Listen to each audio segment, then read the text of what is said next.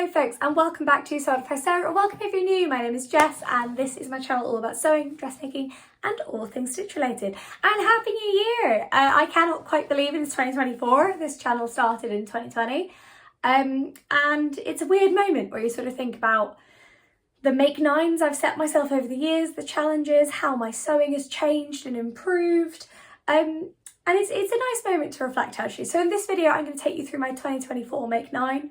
The patterns I've chosen, the sort of what I'm thinking basically. 2024 is going to be a huge year for me for sewing because I'm making my own wedding dress, I'm making bridesmaid dresses. I'll talk all about this in a minute, but that means that I'm going to be doing a lot of sewing this year. And part of the reason, I know some people think it's insane for me to do a make nine when I have so much I need to sew, but part of the reason I'm doing a make nine is to make sure I sew a couple of things that are just for me to like enjoy. And my wedding stuff's on the make nine as well, so it doesn't end up as extra pressure. But I've tried to balance it between things I need to make for the wedding and things I just want from my own wardrobe, things I want for myself, ideas, all that kind of stuff. So I will talk you through my make nine in a second. I'll go pattern by pattern. But the other thing I want to talk about is the make nine challenge itself. So if you haven't done it before, it's where you pick 9 patterns or 9 techniques, 9 garments. You pick 9 of something that you want to sew in the year. Now, this is not the challenge for everybody. Some people don't like make nine because they get upset when they haven't completed it, which I totally get.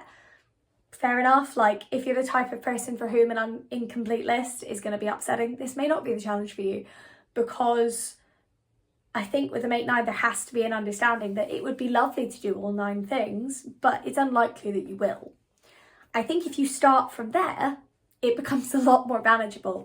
But there are people who find it stressful, who find the choosing too much, who find it constrictive. And what I would say is you have to pick the challenges that are right for you. I love a make nine because it guides my sewing. It stops me buying random patterns. It makes me think about direction. It makes me think about the gaps in my wardrobe.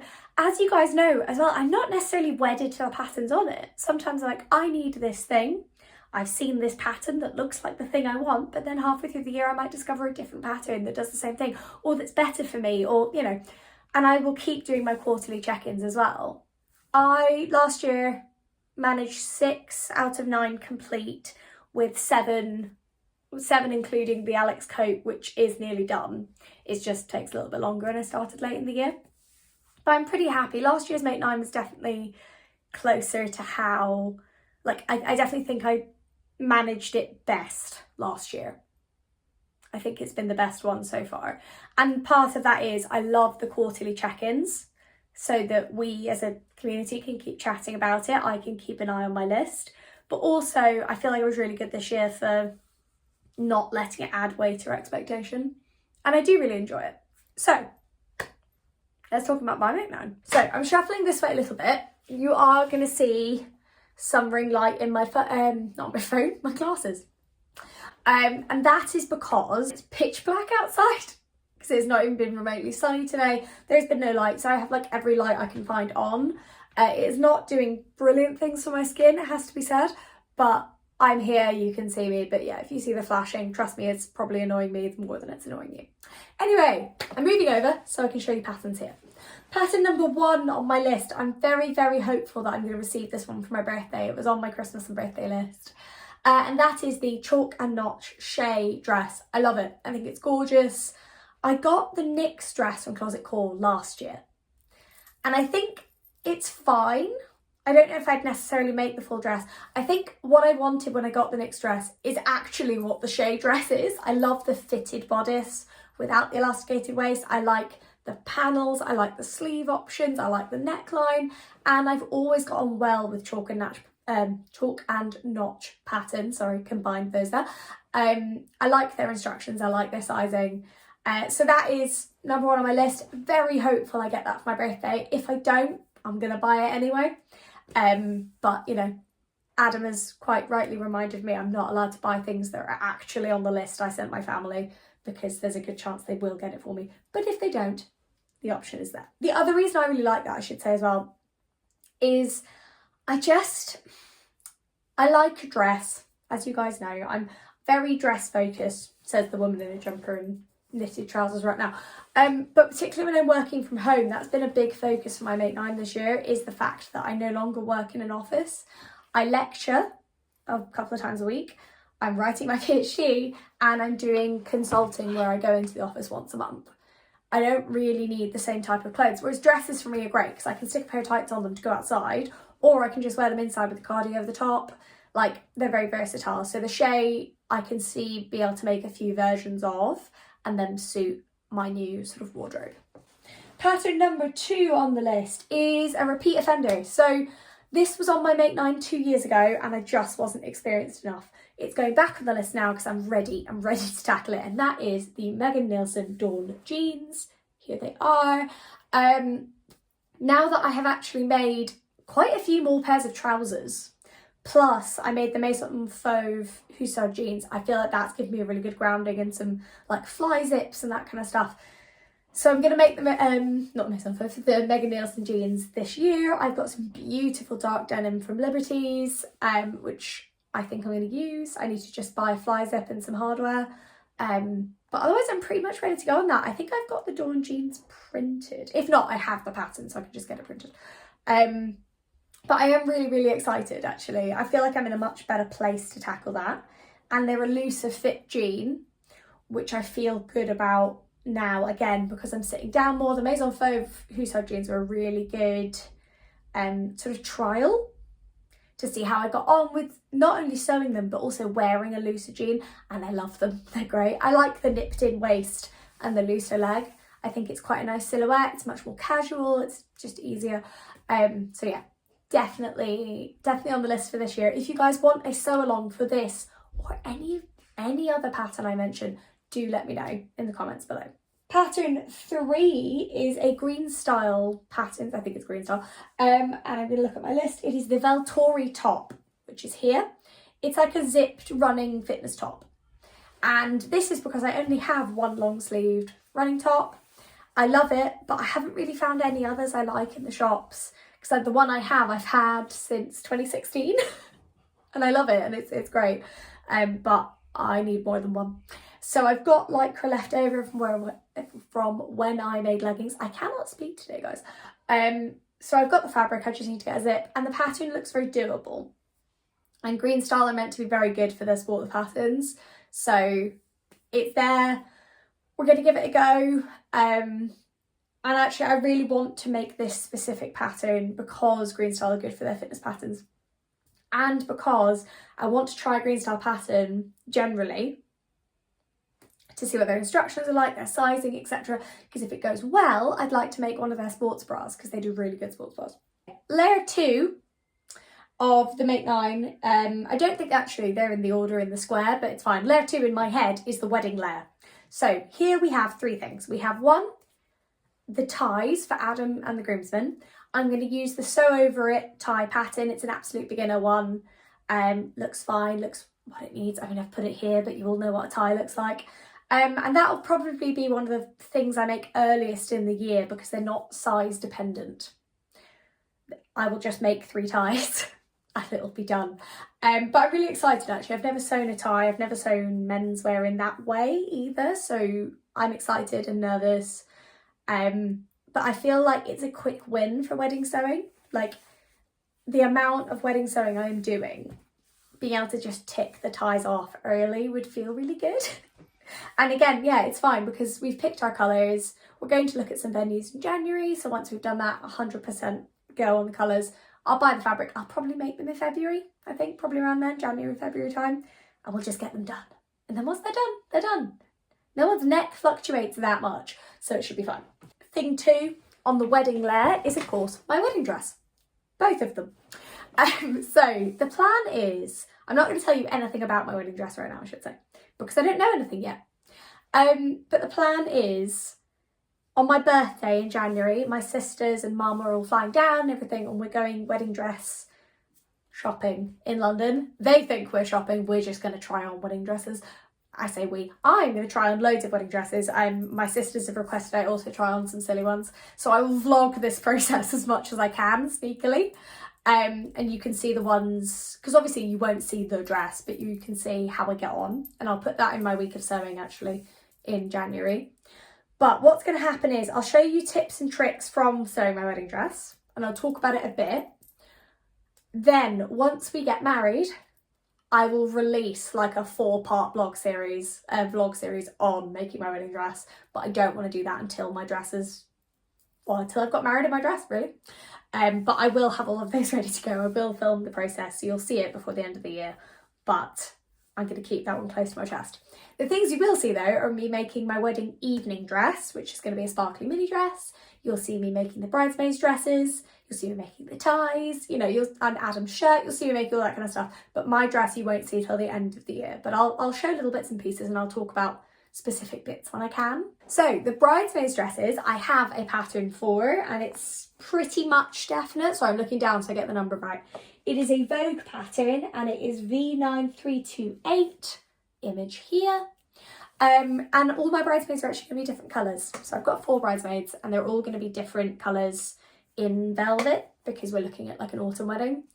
And that's going to be really fun actually, because then it means they've got a dress that suits them, and they're like that they like and they feel good in, but it's a colour they like, so hopefully we'll then wear again, and it's a bit more individual and I like it. This pattern I love because it's longer. I like the fluttery sleeves. The girls really, they like the inspo I've shared with them. I think they're not too sure what's it like when you're reading sewing pattern imagery, what that will come out as, but it's pretty much dead on what they all liked in Pinterest images. So we're going to go with that. And the plan is I'm going to get together and I'm going to trace out 4 versions of the pattern in the dress size they would usually wear. And then we're all going to get together for a weekend. I'm going to fit the paper patterns onto them, making the adjustments I need to make, cut out the dresses that weekend, so I'll cut out 4 dresses, and I will stitch the main seams. So make sure that the bust, the waist, the hips all fit, and then I can take them away and do final, I can do zips and sleeves and all, you know, all that kind of stuff. We'll do it in the summer, so it's a little bit closer to the wedding, but also I can't do it like 3 weeks before because I'm sewing 4 dresses, so I need a bit of time. So I think I'll probably do it in like August time, yeah, probably about then. And then I'll make them like slight stretch velvet so that they're forgiving, because obviously, you know, people's bodies change, but I do need time to sew their dresses, so they're being very sweet to me and allowing me that time. But I'm really excited for that one, and I will 100% take you fabric shopping, and I might vlog actually. If you guys want to see the vlog of fitting to people, I'll see if they wouldn't mind me filming bits of it, and then I can share that with you, because I think that would be interesting. But yeah, if you're interested in watching me fit dresses to people, and the bridesmaid dress sewing, honestly, I think Christmas has just got me, like Christmas and New Year, I don't even know what's going on anymore. But yeah, if you want to see it, let me know. Okay, now, the final layer of my Make 9. You might notice a trend here. The trend is clothes I can wear to work from home and feel comfortable in and happy and feel good and like I've got dressed, but I feel comfortable that I can write all day in. So number 1 is, and I'm really surprised Attillion the Buttons pattern has made it onto my Make 9, but it's the pearl cardigan I've been thinking about for a long time. Yes, it looks like the ballet cardigan I had doing like grade 1 and 2 ballet. It really does. But the more I think about it, and the fact that I create a waist in everything I wear, and that actually be able to wear a pair of jeans and a wrap cardi just as an outfit would really suit my work life and sort of would suit working from home, and I just think it actually might be quite a good idea. So I'm going to give it a go. The plan is to make it in black, a nice soft black knit, like a sort of, not as thick as this, like thinner, but like soft, like a sort of light cashmere type knit. Not obviously that, because I'm not made of money, but that sort of vibe. Make it really cozy and comfortable, but do it in black so I can wear it with jeans and I can wear it with like any dress and all that kind of stuff. Just make it a little bit easier, wear it with skirts. But I think if I make it in black, it can become a bit of a staple. I don't want it to be a statement. I just want it to be a staple I can put on and then I'm dressed and don't have to think about it. That's sort of the idea. But I'll let you know how we get on. I'm keeping an eye out to see if it's in any sales at the moment, and I can snap it up for half price or similar, because that would be nice. And if I can support any sewing shops as well, because indie sewing shops are a valuable resource that we must protect at all costs. Pattern 2 is a Vicky Sews pattern, and it's one I've seen Hazel in the machine. I'm 90% sure I've seen Hazel make it and she looked amazing in it. But it is the Andy dress, again, here. I would belt it, I think, probably, but I do quite like a big long jumper dress like that. I do like that sort of silhouette and figure. I love those kind of dresses for sitting working in the house. I wear them in the winter with like a coat and boots. In the summer, I just throw them, or like spring, summer, I just throw them on with sandals, and they just sort of look quite effortless. So I'm thinking again, I'll probably make it in black. I'm umming and ahhing over what to make it in. It will be a jersey. I think it needs to be it wants to be like a double knit almost, but to make it a bit more transitional, I don't know, I might get some black double knit from Fabrics Galore, because my cinnamon double knit from there is just heavenly, and it was so nice to sew with as well. So maybe I'll do that. It's quite shapeless and not necessarily I think what people would think of me for, but I love stuff like that for working in the house. And also you can just put a belt on it, like, you know, it's not the end of the world. So I'm definitely thinking about it though, but I think it's most suitable to my working life now, as opposed to what my working life would have been. I'm really trying to be conscious. I'm not an event manager anymore. I'm not. I'll be a freelancer and I'll do the odd bit here and there. I'll be in the industry in an academic sense. But for the first time since 2018, I'm not a full-time event manager. And I think that's feeling a bit weird in my head at the moment. I'm struggling with that a little bit. Not struggling, but just it's a bit to reset and to rethink about what my job is and my career and like all that kind of stuff. It's so exciting and I cannot wait to keep going with my PhD, to get my doctorate, to start lecturing and teaching first years. It's gonna be really fun. I'm also doing some consultancy work, which is also really good fun actually, and I like consultancy projects. Consultancy projects appeal to my desire for variety. I need a bit of change. I like learning all the time, and that's one of the things I like about consultancy work. So I'm really excited to get going with that actually as well. It's gonna be fun. Anyway, all that to say, I need my wardrobe to reflect my job, and that's a big thing I've tried to channel into my Make 9 this year. Which leads me to my final thing. Now, I'm sure there are skirt patterns I could buy for this, but I didn't see a point. I want to make Tammy Handmade Rhea. I just want to make the skirt section. So I don't know, some of you will remember I made a mashup of the saltwater slip and the Tammy Handmade Rhea to make an amazing summer dress. I loved it. It's like strappy and long and tiered. It's just beautiful. That skirt, I wear that dress with a jumper and a belt all the time for the skirt, and I love it. So I thought I'm going to make the Tammy Handmade Rhea as a skirt and just stick an elastic waistband on it, because I love the line of that skirt. Again, I like a skirt like that I can wear with a jumper at home and fluffy socks, or I can put tights and heeled boots on. In the summer, I can wear it with a t-shirt and sandals. I'm trying to focus on creating transitional stuff. I have a lot of very beautiful short skirts that I adore. I love them. I love an A-line mini skirt. You will prize them out of my cold dead hands. I love them.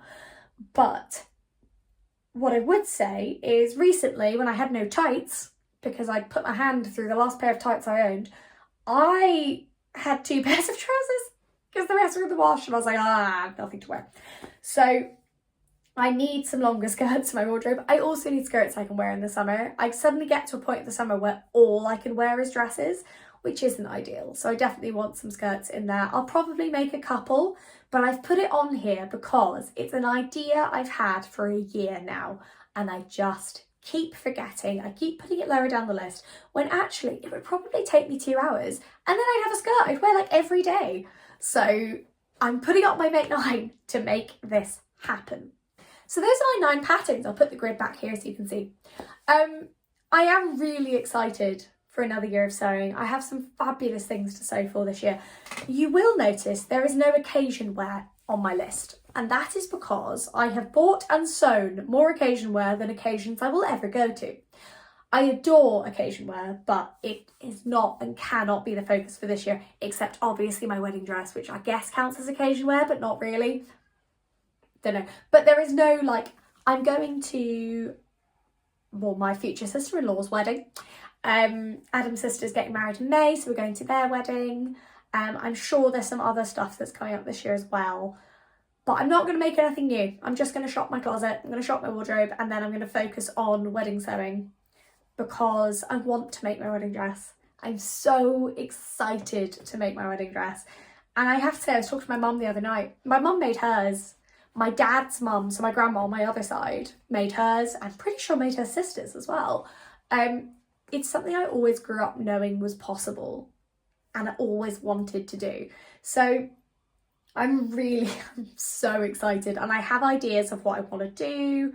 I have plans, but I'm not making any firm decisions until I have tried on loads of wedding dresses and taken loads of photos, had a look at how much fabric is, and then thought about it from there. Because I might be surprised when I go try on dresses and the style I wanted may not fit me or suit me, and the style I thought actually looks beautiful on me. You never know. So the plan is going wedding dress shopping, and then we're going fabric shopping. Or again, fabric shopping or looking, it depends, because I might need to go away having tried on, looked at, figure out how much I need, and then circle all the way back. But we're going to go to Goldhawk Road after we've gone wedding dress looking, so we can have a little route about, and I might contact some shops as well to see who's got wedding stuff in that I can go have a look at. So I'm really excited about that. But I think the big focuses for this year are, one, recognising that my change of job might mean a bit of a shift in my wardrobe, and that is okay. Focus 2 is shopping my closet as far as possible. I've just bought a really beautiful dress actually, which I knew I'd never find the fabric for and wouldn't want to make, so fair enough. But actually I'd quite like to go for another year of basically not buying clothes. I think that would be really good for me to shop my existing wardrobe and figure out what I want as well. I think that'd be really good. And for my wallet, because I'm trying to afford a wedding. So I definitely think that would help. And I think 3 is I want to give myself a bit of slack with my sewing and remember that not everything has to be perfect. And I think one of the ways I'm going to do this actually is, I'm so excited about this, is the So What's New podcast with Sam, Secret Girly Creates. We are starting our podcast. The first episode goes live on Wednesday. And a big thing about the pod is going to be creating opportunity for honest sewing conversations. I feel so much better when I've talked to other people who sew and I go, oh, okay, it's not just me. Like, that pattern is really awkward, or oh, the skill is really annoying, or oh, actually I do love doing this, or just having that sewing dialogue I think can really help to release some of those pressures and expectations. And I'm so excited for you guys to hear the podcast. It's going to be so fun. So do follow us on Instagram and do subscribe. You can find us already wherever you get your podcasts, and then the first episode goes live properly on the 3rd of Jan. So thank you all so much for watching. I hope you have a brilliant New Year's Day. Happy 2024. This year I'm going to be vlogging as regularly as I can. I'm going to be filming a lot more and making sure that I'm a bit more organised. So hopefully you'll go back to getting a really regular weekly sews from me. But if you've got any requests, as always, stick them in the comments below and I'll have a little look through. Next week, I'm just going to do a little Sunday sews and let you know how I'm getting on with January plans and all that kind of stuff. So until then, thank you so much for watching and I'll see you next time.